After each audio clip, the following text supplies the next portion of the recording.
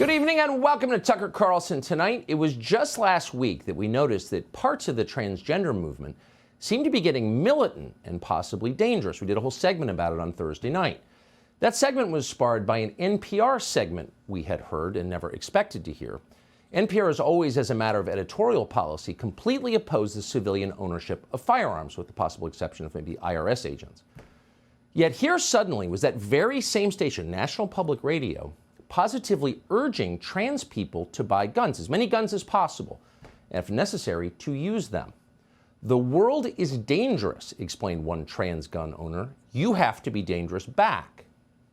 And that seems strange to us. Is the United States really a dangerous place for trans people? Well, West Baltimore is dangerous. You could easily get murdered there. But if you're trans in this country, obviously there are many downsides, but there do appear to be some benefits.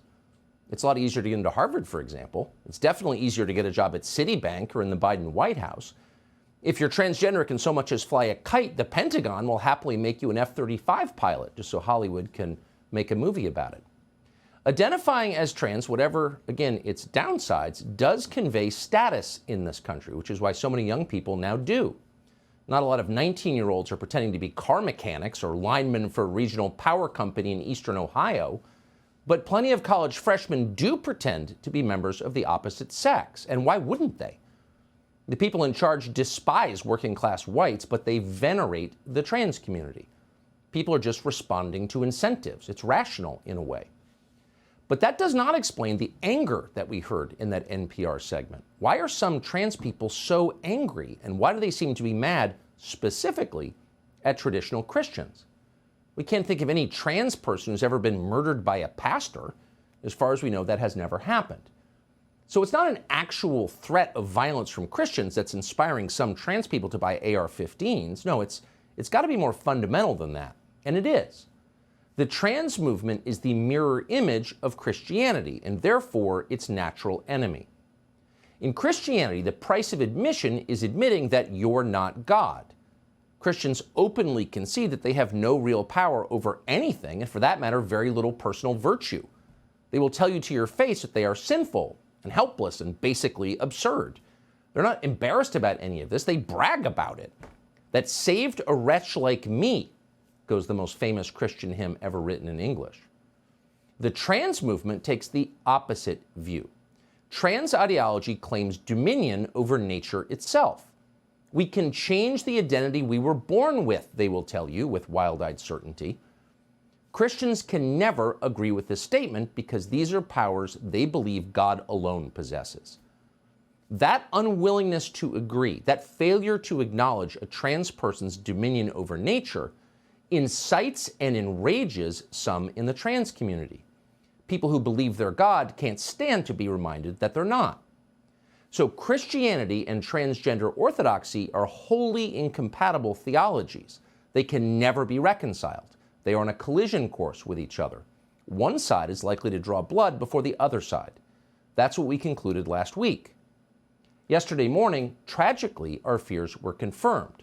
A self-identified trans person called Audrey Hale committed mass murder at a Christian school in Nashville. Hale burst into a place called the Convent School and executed 3 9-year-olds as well as 3 adults. Police have released body cam footage from the end of the massacre. We're showing you just a small part of it. You can see the rest online if you want. We're not going to show it because that's too awful and sad. But what was almost as sickening to see in a far more subtle and insidious way was the media coverage of yesterday's tragedy. Here's Terry Moran of ABC News, for example, suggesting that Christians were murdered in Tennessee because they infringed on the rights of transgendered people. Watch. Audrey Hale was identified herself as a transgender person. The state of Tennessee earlier this month passed and the governor signed a bill that banned transgender medical care for minors, as well as a law that prohibited adult entertainment, including male and female impersonators, after a series of drag show controversies in that state. The state of Tennessee bans the sexual mutilation of children. Children get shot to death in a school. It's cause and effect.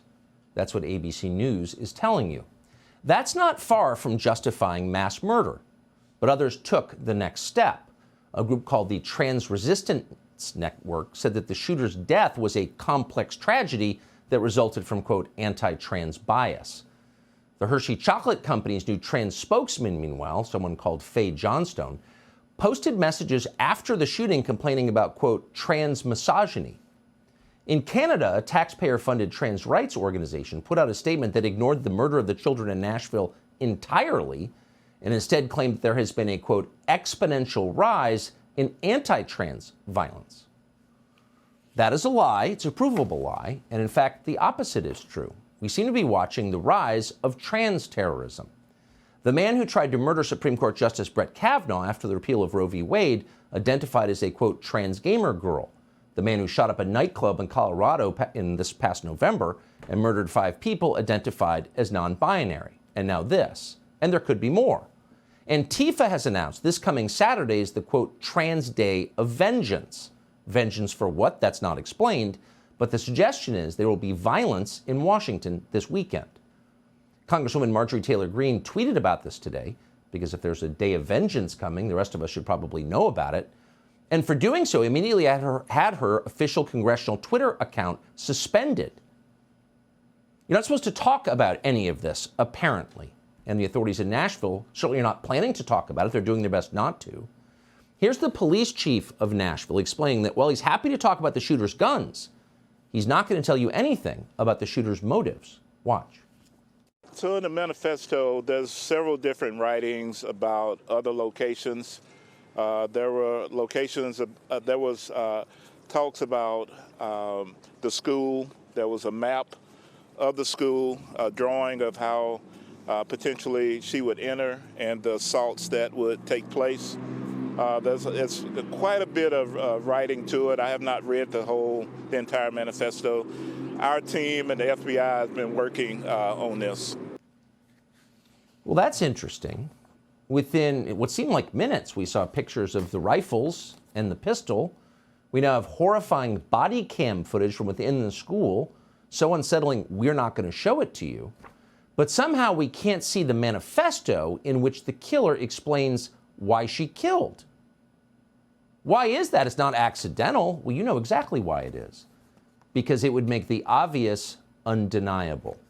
The trans movement is targeting Christians, including with violence. Most Christian leaders in this country don't want to admit that. Admitting it might force them to take deeply unfashionable positions. But it is true, and anyone who's paying attention knows that it's true. And so, like most true things at this point, it is officially suppressed. Here, for example, is Joe Biden yelping again about how it's all your fault when these tragedies happen because you've got guns at home. This is from yesterday. We have to do more to stop gun violence. It's ripping our communities apart, ripping the soul of this nation, ripping at the very soul of the nation. And we have to do more to protect our schools so they aren't turned into prisons. You know, the shooter in this situation reportedly had 2 assault weapons and a pistol, 2 AK-47. So I call on Congress again to pass my assault weapons ban. So we're going to prevent you from learning why the shooter did it, and we don't have to guess because she wrote a whole manifesto about why she did it. And we know that she did that because she told a friend of hers on Instagram that she did it. But we can't see it. We can only talk about the guns. We can't know what kind of drugs she was taking, what kind of hormones or SSRIs or benzodiazepines. We can only guess. We can only talk about the guns. Pass my assault weapons ban. That'll fix the problem. But Joe Biden is lying about that. He knows that he's lying, and you know that he's lying. Yesterday's massacre did not happen because of lax gun laws. Yesterday's massacre happened because of a deranged and demonic ideology that is infecting this country with the encouragement of people like Joe Biden. Let's start by being honest about that. Subscribe to the Fox News YouTube channel to catch our nightly opens, stories that are changing the world and changing your life. From Tucker Carlson Tonight.